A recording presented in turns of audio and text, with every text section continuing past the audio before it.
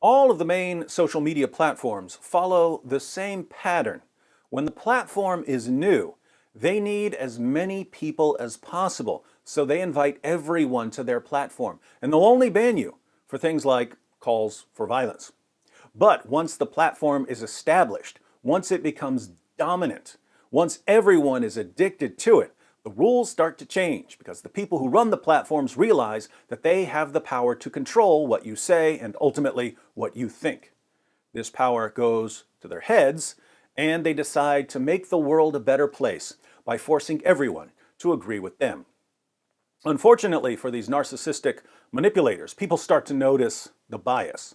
And when they notice the bias, they start asking questions.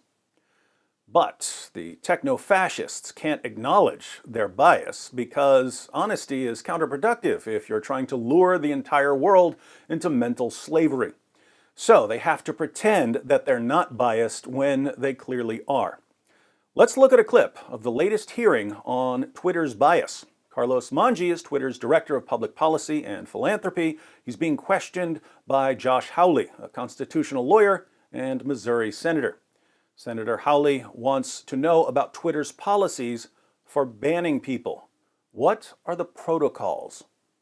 What are the protocols that the review team follows? Is there a protocol that they follow?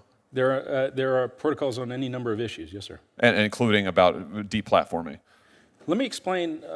But first, just answer that question. Is there a protocol? There are many workflows and protocols and Will you processes. make those public?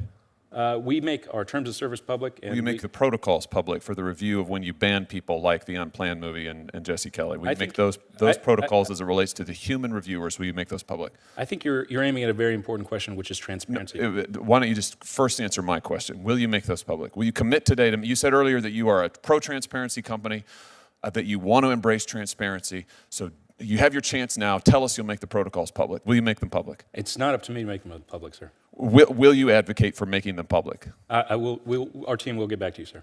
So that's a no. You will not commit today to making your protocols public.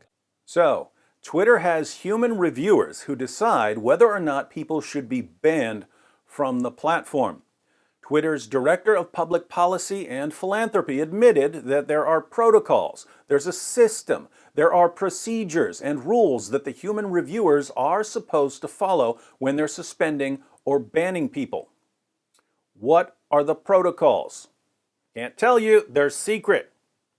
Now, why wouldn't the supreme overlords at Twitter want us to know how they decide who is and who isn't allowed to communicate on their platform? Because there are two possibilities here.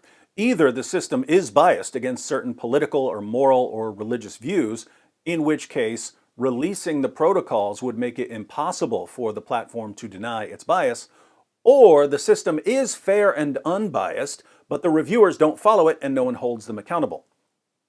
Either way, you don't want to make the protocols public. So that's Twitter, a platform that's supposed to be for sharing information, but which is actually for controlling information. The leaders of these platforms are drunk on power. What would happen if they learned that they have absolutely no power that we, the users, haven't given them? What would happen if we finally recognized the power that we have over them? We would get the internet version of the American Revolution. I look forward to signing the Declaration of our Independence someday.